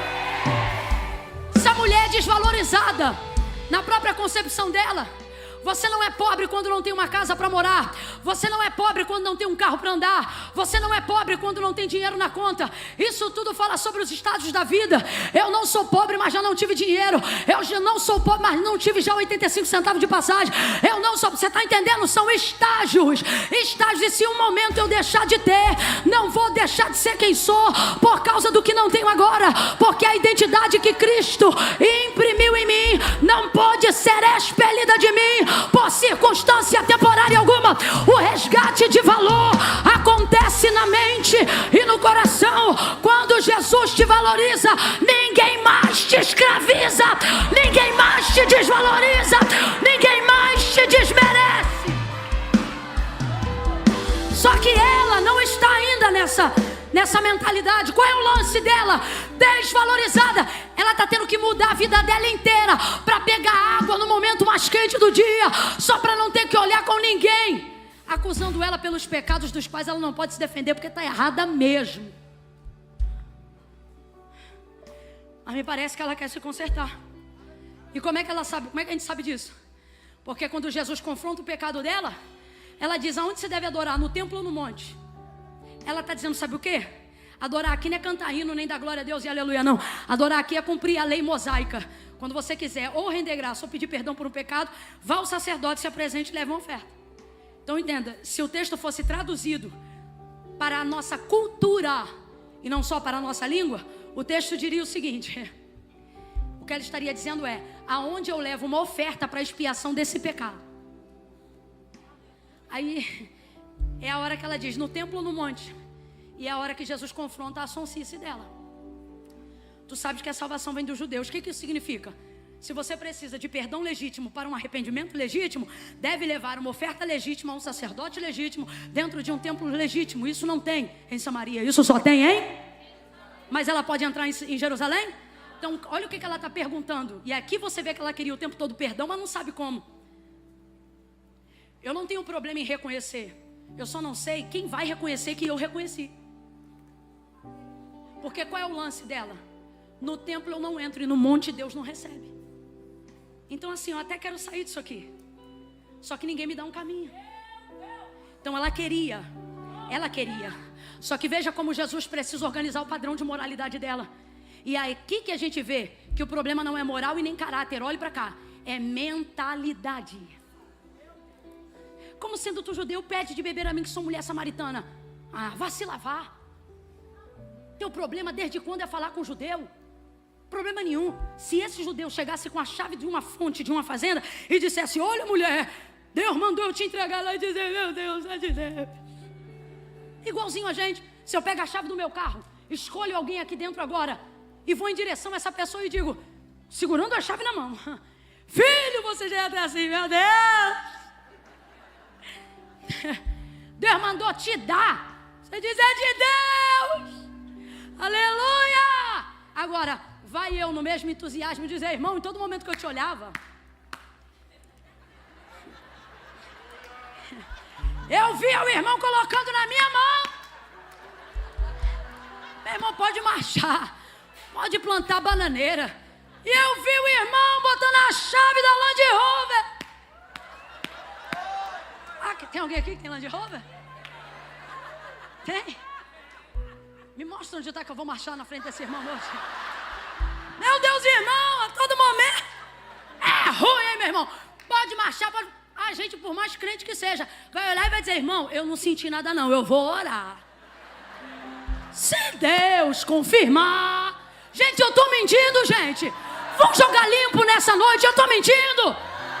Porque para receber nosso coração é um, mas para dar o coração é outro. Só que a palavra de Deus diz: mais bem-aventurada a coisa é do que receber. Por quê? Por dois pressupostos. Se parte do primeiro, que se você está dando, você só dá porque você. Segundo, o sentimento de realização de quem dá é maior do que quando você recebe. Eu duvido que ao receber uma coisa que você queria muito, você ficou mais feliz do que a capacidade de ter dado para alguém algo que aquela pessoa queria muito. Não tem como. O sentimento de realização no dar é muito maior do que o sentimento de realização que você tem no receber. Tanto é que tem coisa que tu queria, tu recebe hoje, e amanhã tu vem no culto e Deus diz: dá, você. A gente é assim. As coisas de Deus são assim. Só que essa mulher não sabe mais disso. Sabe por quê? Desvalorizada. De tanto a sociedade dizer uma coisa, ela começou a acreditar naquilo. Se as pessoas passarem a dizer o tempo todo que você não presta, uma hora você vai acreditar que você não presta. E se alguém te colocar numa posição onde você só recebe, você vai ficar pobre. Como, Camila, se eu só recebo? Porque o que te deixa pobre não é não ter, é esquecer-se da capacidade que você tem de... Isso te deixa pobre. Você não é pobre quando você não tem. Você é pobre quando não acredita que pode oferecer. Você é pobre quando acredita na ideia de que tem que ficar na mesa da recebedoria como um cobrador de impostos, achando que todo mundo tem que te dar e que é a obrigação dos seus pais te dar. E sabe quando você é pobre? Quando mesmo tendo dinheiro você se aproveita da pensão dos teus pais e não trabalha, porque você diz, eles têm tanto dinheiro que tem que me dar. Isso faz de você pobre, isso faz de você miserável. Eu não estou dizendo que você não tem que receber o que lhe é direito. O que eu estou dizendo é você se acomodar num lugar de paralisia emocional, espiritual, achando que você só está apto para receber. Sabe o que faz de você pobre? Achar que você só deve assistir mensagens de YouTube e não abrir a Bíblia e ler e ver a porta da revelação da palavra se abrindo diante de você. Sabe o que faz você pobre? A ideia de que todo mundo tem que te abastecer, de que o pastor tem que orar por você sempre e que o líder de célula tem que cuidar de você como se fosse uma babá. Você acha que esse cuidado integral te ajuda? Não, ele te empobrece, ele te incapacita, ele desenvolve em você a mentalidade de que você não sabe buscar, de que você não sabe correr atrás, de que você não tem capacidade, de que você é incompetente. Agora, feche as torneiras da recebedoria e você vai descobrir talentos que existem em você, que você não imaginava, e vai descobrir que o chamado te habilitou para tudo que Deus te chamou para fazer. Mas para isto, Deus vai esmiuçar essa mente miserável e imoral. Essa ideia conceitual, essa praga dessa mentalidade, porque isso parece uma epidemia neural. Ela foi desenvolvida dentro da cultura ocidental. Ela não existe dentro da cultura oriental. Porque quando Deus deu a lei para o povo, Ele disse assim: Moisés, o jeito de me cultuar funciona da seguinte maneira: diga a meu povo que ninguém se apresente diante de mim com as mãos vazias. Coloque na mentalidade desse povo que eu sou Deus Todo-Poderoso, mas quando eles vêm até mim, eles não vêm para eu dar, eles vêm para entregar. Bota isso na cabeça deles, estou parafraseando para você. Ninguém entrava no templo. Por que Jesus vai virar a mesa dos cambistas do lado de fora? Porque o povo estava fazendo da entrega algo sem significado, pegando de qualquer maneira, tornando apenas um rito. Mas até no meio daquela miséria espiritual, o povo sabia que não se apresenta diante de Deus com as mãos. Deus disse isso a Moisés: ensina esse povo a me cultuar. Dentro da cultura oriental, culto não é ajuntamento de pessoas, é o lugar que eu vou com um propósito original para entregar algo específico por algo que eu quero receber ou que eu preciso dar. Nunca um crente que tem ideia de culto diz assim ao ir para a igreja: eu vou lá porque eu vou receber. Nunca! Mente ocidental dependente. A cultura cristã judaica não vai para tomar, não vai para receber, ela vai para dar. Vou lá entregar, vou lá deixar, vou lá sacrificar ao Senhor. Escute que isso é muito sério. No Antigo Testamento você identificava que Deus te escolheu para algo, não pelo que Deus te desse, mas se Deus aceitasse receber o que você queria entregar. No livro dos Juízes, capítulo 6, se não me engano, é o capítulo 6 que Deus chama de Gideão ou é o 7? Alguém sabe? É o 6. Obrigada. O anjo do Senhor para no meio lá do carvalho e diz assim para ele: varão valoroso, o Senhor é contigo. Quem está falando com Gideão? O texto diz o anjo do Senhor. Quem é o anjo do Senhor? Deus. Então vamos lá, quem está falando com Gideão? Só que é teofonia, imagem corpórea de homem. Então ele está com roupas, trajado de uma maneira humana e identificável. Então Gideão vê um homem falando com ele debaixo do carvalho que estava em Ofra e diz para ele: varão valoroso, o Senhor é contigo. Ele olha para e acha que é um homem, ou sei lá, um profeta. E aí ele olha e ele diz assim: comigo? O cara está malhando trigo no lagar na maior crise. Aí diz assim: se o Senhor é comigo, olha aqui como é que eu estou. Rapaz, ele encara o cara. E por que ele faz isso com tanta ousadia? Porque ele não acredita que aquele homem seja. Só que Deus continua falando com ele, dizendo: olha, eu vou usar você e você vai livrar Israel da mão dos midianitas. eu vou te usar. E eu vou entrar em você como se eu fosse um exército. E como se você fosse um homem, é como se eu serei um exército dentro de você. Você vai vencer eles como se eles fossem um homem só. Rapaz, Deus larga promessa, vitória esmagadora. Deus vai quebrar através da vida desse camarada 20 anos de sentença e de escravidão. E ele está ali malhando o trigo no lagar e não acredita.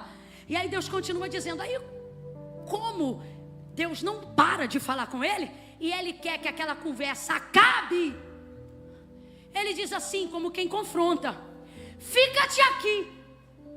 Como quem diz assim, agora nós vamos provar se é Deus que está falando. Como quem diz, não corre não, que agora eu decidi levar a sério o que você está falando, é que é para acabar com a conversa, vocês estão entendendo? Aí olha isso aqui, fica-te aqui que eu vou lá preparar uma oferta. Rapaz, como quem diz assim, você vai provar que você é quem está dizendo ser, e que eu vou ser quem você está dizendo que você. Se acontecer aqui o que tem que acontecer quando é Deus que chama. E o que tinha que acontecer? Se era Deus, essa oferta tinha que ser recebida. E como é que Deus recebia as ofertas que eram entregues em juízo, em prova, debaixo de fogo? Lembra de Elias? Daquele jeito. Provavelmente Gideão deve ter pensado, se não for homem de Deus, se não for Deus, quando eu chegar ele já vai ter ido embora há muito tempo. Só que quando ele chega, meu irmão, ele não se matava um novilho em 2 horas e cozinhava não. Nós estamos falando de um período de espera para uma entrega que vale a pena. Aí ele prepara tudo, traz o caldo, pega a pedra que o homem estava perto, debaixo do carvalho, joga o animal lá cozido, coloca o caldo todo da panela por cima, encharca aquele lugar, fazendo dele um altar. Quando ele faz isso, o anjo do Senhor pega a ponta do cajado, só a ponta que ele trazia na mão, e o texto diz que ele toca a ponta daquele cajado na oferta. O texto diz que quando ele toca a ponta do cajado na oferta, o fogo desce, lambe, consome a oferta, o lugar fica seco e Deus consome completamente aquilo que Gideão entregou.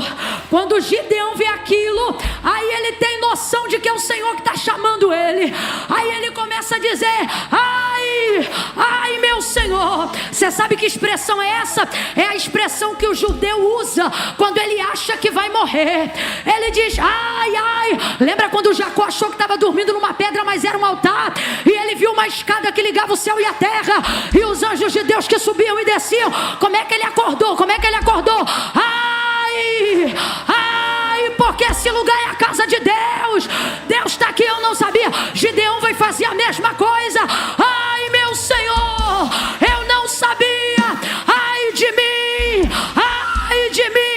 Ele entendeu que era Deus escolhendo ele, não porque Deus lhe deu nada, mas porque Deus aceitou receber o que ele. Guarde isso. E eu fecho a Bíblia aqui.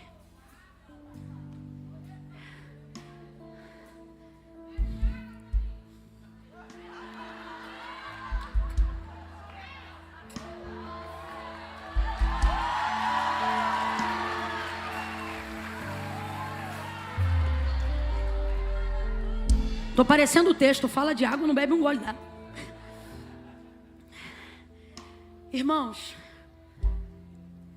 Deus dá para todos. Você vai ver gente com menor capacidade do que a sua recebendo coisa que você diz assim, eu não acredito não. Aí a pessoa diz, como é que aquela pessoa é tão abençoada? E você é obrigado a dizer assim, Deus quis assim. Romanos 9. Paulo vai dizer assim, quando Jacó e Esaú ainda eram feto no ventre da mãe, escolheu, pois, Deus a Jacó, aborreceu, pois, o Senhor a Esaú. Agora, Esaú fez alguma coisa de errado, haja vista que ainda era uma criança no ventre de sua mãe? Fez, gente? Aí Deus responde pela boca de Paulo dizendo assim, acontece dessa maneira, compadecer-me-ei de quem eu me compadecer, e não me compadecerei de quem eu não me compadecer. Sabe o que Deus está dizendo? Eu escolho quem eu quero. Agora, o que eu acho legal do texto é que o próprio Deus diz assim, Ao escolher Jacó, eu sei que eu aborreci Esaú. Você tem que estar preparado para entender que seu chamado manifestará o aborrecimento de quem foi chamado, mas não aguentou ser escolhido. É uma consequência natural de quem foi escolhido por Deus. Ter que viver na atmosfera de quem está aborrecido. Então, como essa pessoa não pode encarar Deus, ela vai manifestar o aborrecimento dela todinho em você. Encare isso porque Deus fez isso por você. Então, leve numa boa e compreenda essa pessoa. Veja isso. A condição dessa mulher é totalmente imprópria. Mas por que Jesus pede? Tudo que Jesus está te pedindo, escolhido, escolhida, tudo que Jesus está te pedindo, não é porque Ele precisa disso para nada. Quando Jesus te pede, não é porque Ele precisa disso para Ele, é porque você precisa saber que você ainda tem valor. Nada do que Deus te dê dá para Ele mais peso do que Ele aceita receber de você. Para Deus, há mais valor no que você entrega do que no que Ele te dá. Tudo que Deus dá para nós é muito maior do que qualquer coisa que possamos oferecer, sim ou não? Sim ou não? Mas a nível de peso, conta para Deus muito mais o que você entrega do que o que Ele. Você tem que entender isso por quê? Porque Deus dá a quem quer, mas receber Ele só aceita de quem Ele. Vou repetir, porque quando você pensar em recusar um convite do Espírito Santo, você vai se lembrar dessa noite. Ele dá para quem Ele quiser, mas receber Ele só aceita de quem Ele. Por isso Ele te pede coisas que não pediu a outras pessoas. Por isso Ele almeja em você comportamentos que Ele não impõe como regra normativa, nem institucional. Aos escolhidos, eles farão coisas que não estão na ata da igreja. Aos escolhidos, eles entregarão coisas que não estão dentro das normas da instituição, porque eles não estão limitados somente a regras, mas a uma entrega. E agora, para você entender, não é uma entrega obrigatória, senão deixa de ser adoração. Então, quando alguém te perguntar quanto custou a tua renúncia, diga o preço de uma oferta. Por quê? Porque Ele não me obrigou, eu dei porque quis. Eu dei porque eu reconheci que eu não podia viver nem mais um dia sem a mentalidade de quem foi resgatado, valorizado. Camila! E como é que ela vai ser perdoada? Se o próprio Jesus disse para ela, em outras palavras, que no monte Deus não recebe, no templo ela não entra. Aí Ele diz: mulher, traz aqui teu marido. Eu não tenho marido. Disseste com verdade, porque tu já tiveste 5, e o 6º que tu tens agora não é teu marido.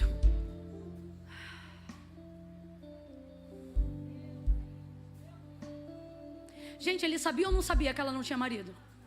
Sabia ou não sabia? Só que ela precisa saber que ela não tem. E tem coisa que você só organiza quando você abre a boca.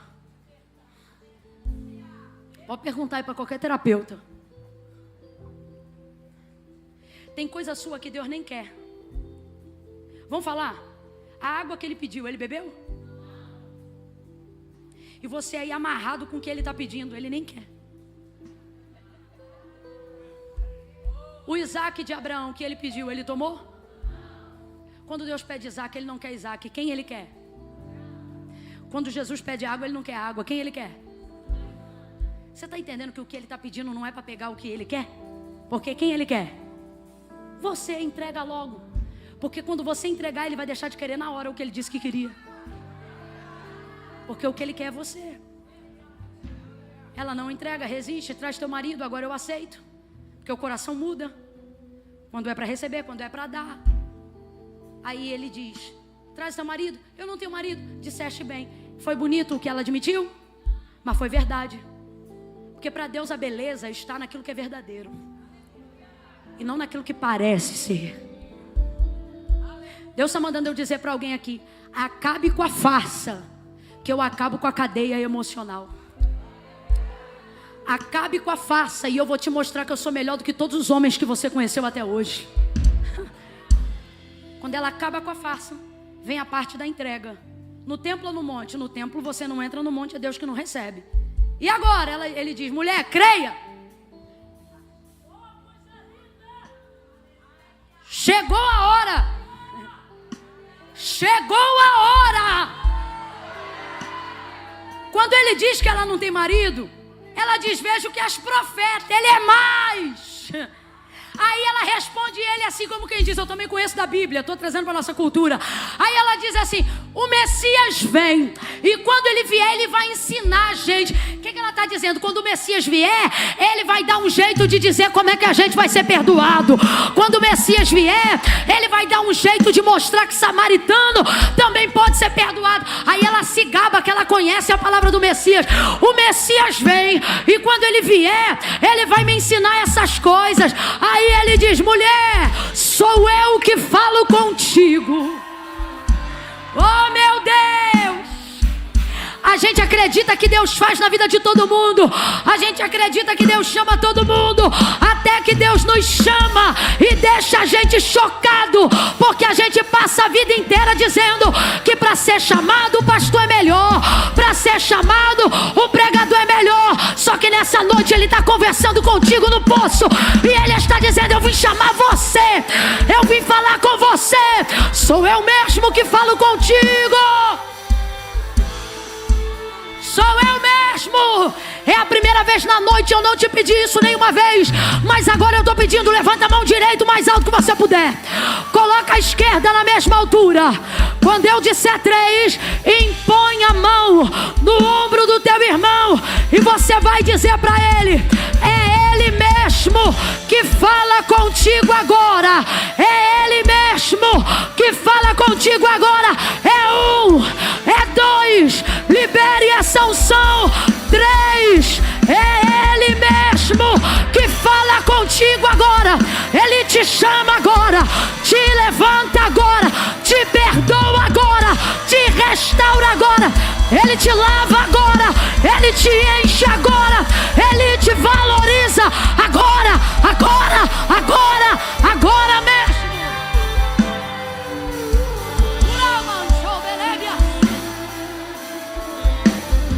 Não é amanhã, não é quando o seminário acabar, é agora, mulher, é agora, homem. Creia. Esse creia aqui, ó, escute, de pé como estamos, se mantenha assim. Sabe o que a gente vai cantar? Junto ao poço estava eu. Quando o homem judeu, mas segura, segura, segura. Ainda bem. Crê, aqui ela.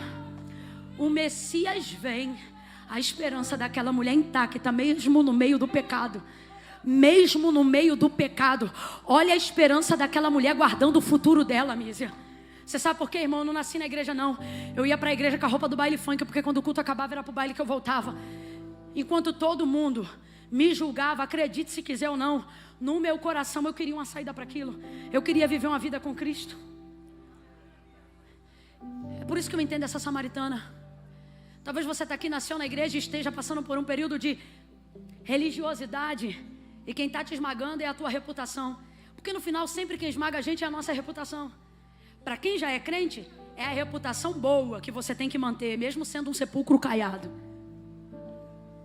Para quem não é, é o passado gritando na igreja. O julgamento das pessoas dizendo: olha lá, tá no culto hoje, mas não presta. Olha lá, tá no culto hoje, mas eu conheço. Tá pegando fulano. Sempre o raio da reputação. Então quando ela, você vê, ela tá toda enrolada, cara. Ela tá toda enrolada, ela tá toda enrolada.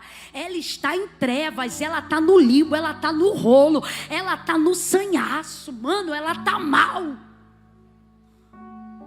Tá mal. Na concepção de todo mundo, ela não vale nada. Se tem alguém que Deus vai escolher, não é ela. Você está me entendendo?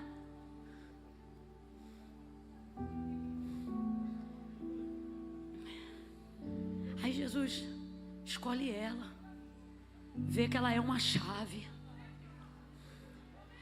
Quando ela vê que ele é profeta, ela sabe que profeta revela, mas profeta não perdoa. Só um perdoa, gente. Só o Messias. Profeta ela já viu. Messias é a primeira vez. Então ela diz: eu sei que o Messias vem. Como quem diz assim, ó: você não sabe resolver minha vida, você não sabe nem onde eu levo a oferta. Mas vai vir um. Olha a esperança, gente, no coração dela. Jesus está dizendo para alguém que está assistindo em casa e está todo enrolado. Está dizendo para alguém que está hoje aqui e está em situações que não sabe como sair. Jesus está dizendo: preserva a esperança. Cristo em vós, esperança da glória. Cristo em vós, esperança da glória. Preserva a esperança, que eu vou abrir um caminho. Eu vou abrir um caminho, eu te tiro da mão do tráfico. Eu vou abrir um caminho, eu te tiro da mão do traficante. Eu vou abrir um caminho, eu te mostro que eu sou mais forte do que os outros amores. Eu vou abrir um caminho, eu te mostro que quem te sustenta, e você não depende de amante para ser sustentado. Você não depende de amante para ser sustentado. Eu vou abrir um caminho, eu sou o caminho, eu sou o caminho. Eu sei a esperança dela, eu sei, o Messias vem. E quando ele vier, ele vai nos ensinar essas coisas. O que ela está dizendo? Quando ele vier, ele vai dar um jeito. Rapaz, aí Jesus diz assim: crê-me que a hora chegou. Ela vem e fala contigo agora. Eu o sou. É como se ele diz assim: tu acredita que eu sou ele?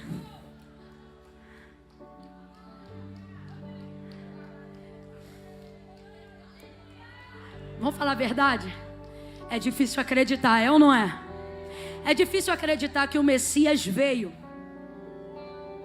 e que ele parou para falar com a rampeira. É difícil acreditar que o Messias veio e vai gastar tempo com o pecador mais imoral da cidade. Só que Jesus faz dessas coisas, ele entra pelos meios mais difíceis. Entende?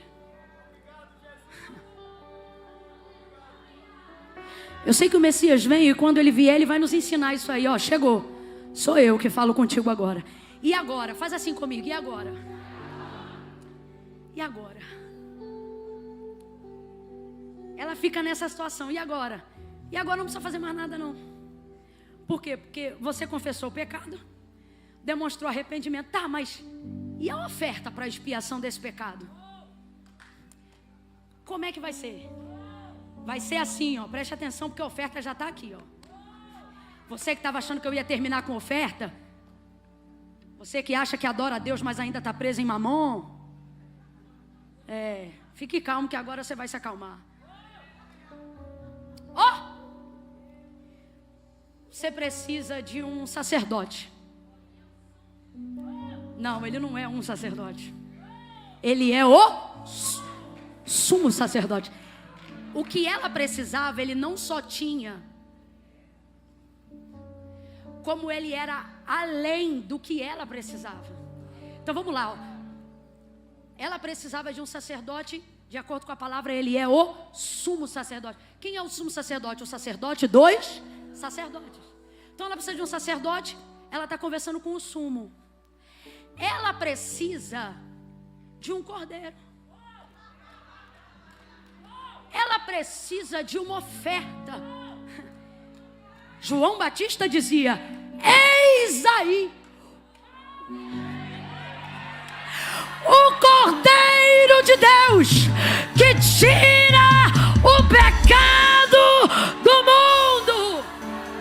Ela precisa de um sacerdote, ela tem o sumo, ela precisa de um cordeiro. Ele tira não só o pecado dela, como tira o pecado do mundo. Responda para mim: esse sacerdote basta? Sim ou não? Essa oferta é o suficiente? Sim ou não? Mas e agora? Para ser legítimo, ela precisa de um altar.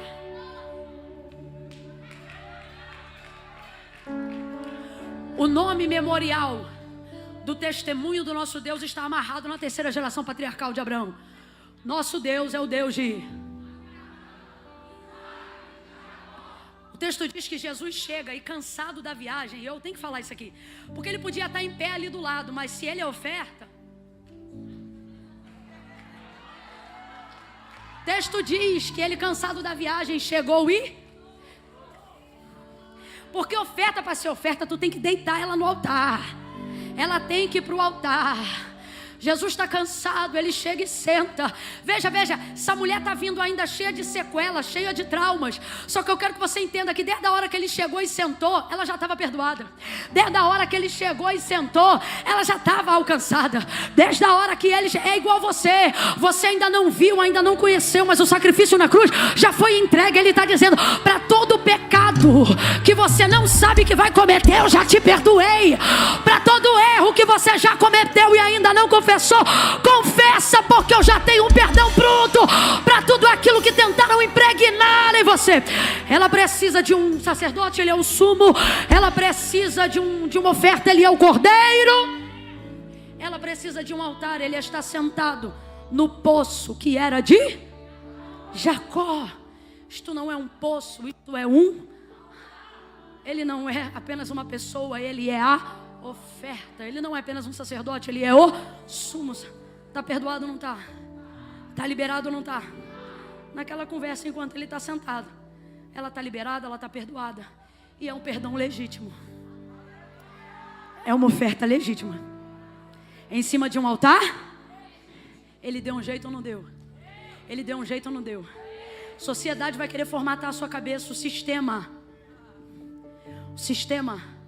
vai tentar formatar e vai dizer para você que do jeito que está, não dá para sair. Não dá para sair disso, não dá para sair daquilo.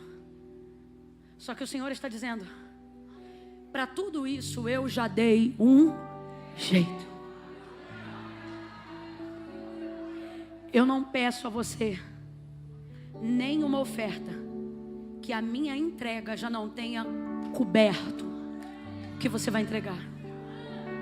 Por isso Deus está disposto a aceitar o que você vai entregar, porque Jesus já cobriu a oferta. Logo, se Ele me pede algo que Ele tem poder para cobrir, responda para mim, Ele precisa? Então eu não dou porque Ele precisa. Eu dou porque quem precisa, eu preciso ser coberto por essa entrega. Eu quero que tudo que Ele deu cubra o que eu vou dar. Eu dou embaixo do sangue de Jesus. Ele me chamou e eu vou atender. Ele me escolheu. E eu não vou considerar isso um fardo demais para carregar. Eu vou atender o chamado do Senhor. Feche os olhos agora em nome de Jesus. Aqueles que já foram chamados por Deus, mas que se sentiram resistentes a se comportarem como escolhidos até hoje. Eu vou te dar agora alguns segundos. Peça perdão ao Senhor por toda resistência ao chamado. Peça perdão ao Senhor. Senhor, enquanto eu ouvia essa palavra, eu me vi resistente em várias áreas. Eu me vi pobre em várias áreas. Me perdoa, porque não há nada que o Senhor esteja me pedindo que o Senhor já não tenha coberto essa oferta. Então eu posso sim te entregar. Eu posso sim me arrepender. Eu posso sim me entregar para o Senhor. Me perdoa gastar tanto da minha energia fugindo do seu chamado, pegando água meio-dia. A partir de hoje eu não pego água meio-dia nunca mais, Jesus. Eu não vou esperar a hora que os meus julgadores, os meus acusadores não estiverem. Eu vou andar no meio deles. Assim como o Senhor não ignorou Samaria, eu também não vou ignorar a minha geografia. Deixe que digam, deixe que pensem, deixe que acham. Eu faço isso porque eu quero me entregar ao Senhor. Eu quero me entregar ao Senhor. Nessa noite, apesar dos meus vícios, eu quero me entregar ao Senhor. Nessa noite, apesar das minhas falhas, eu quero me entregar ao Senhor. Se o Senhor aceita me receber, não me importa mais quem vai me rejeitar. Se o Senhor aceita me receber, eu não vou mais ter problema com quem não vai me aceitar. Eu quero me entregar, porque eu sei Que é nessa entrega que o Senhor vai me perdoar, vai me libertar, vai me confrontar, vai me corrigir, vai me ensinar e vai me usar. Agora peça ao Senhor que te use. Senhor, usa-me. Usa-me, Senhor, porque eu não vou fugir mais. Faça um pacto com Deus aí agora. Fala para Ele, eu não quero mais fugir. Senhor, toma minha mente, me alinha ao teu chamado. Em nome de Jesus. Diga amém. Tem alguém aqui em nosso meio que veio ao Plenos, essa imersão de palavra, de milagre, de atmosfera de glória, mas ainda não fez uma aliança com o Senhor. Você vem ao culto, você participa das reuniões, mas você pensa assim, eu não posso ainda, eu tenho que resolver minha vida. Depois que eu resolver, eu vou. E Jesus está dizendo, quem resolve sou eu, porque sem mim, nada podeis fazer. Mas seu orgulho, sua reputação te esmagam, dizendo, não, eu não posso, eu não posso. Só que Jesus está dizendo, acredita que hoje eu estou aqui para você? Crê que a hora que você esperava chegou? Você precisa de um sacerdote, eu sou o sumo. Você precisa de uma oferta, eu sou o Cordeiro de Deus. Você precisa de um altar e eu estou aqui, diz o Senhor. Se tiver alguém aqui afastado, distante da casa de Deus, e precisa reconciliar ou confessar a Cristo pela primeira vez nessa noite. Camila, eu sempre venho, mas eu nunca confesso. Precisa. Foi Jesus que disse, aquele que me confessar diante dos homens, eu também o confessarei diante do meu Pai que está no céu. Porém, aquele que se envergonhar diante de mim, dos homens diante de mim, ficará envergonhado diante do meu Pai e dos anjos que estão no céu. Camila, sou eu. Eu sou esse improvável, eu sou essa pessoa. O que eu faço? Entrego o teu caminho ao Senhor.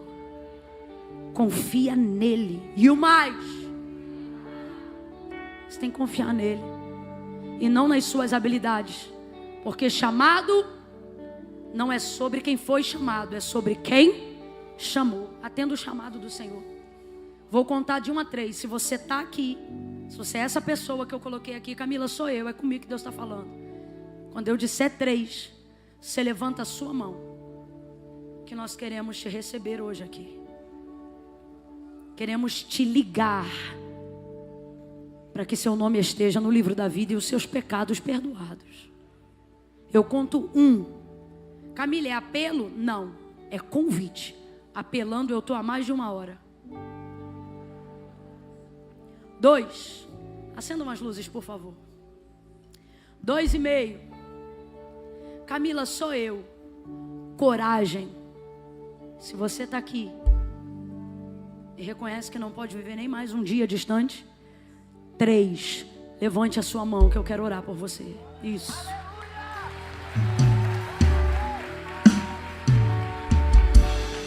Vocês que levantaram a mão, tem coragem de vir aqui no altar? Tem coragem de caminhar até aqui? Isso, vem. Camila, eu tenho. Só que eu estou na galeria, vem. Eu te espero. Vem.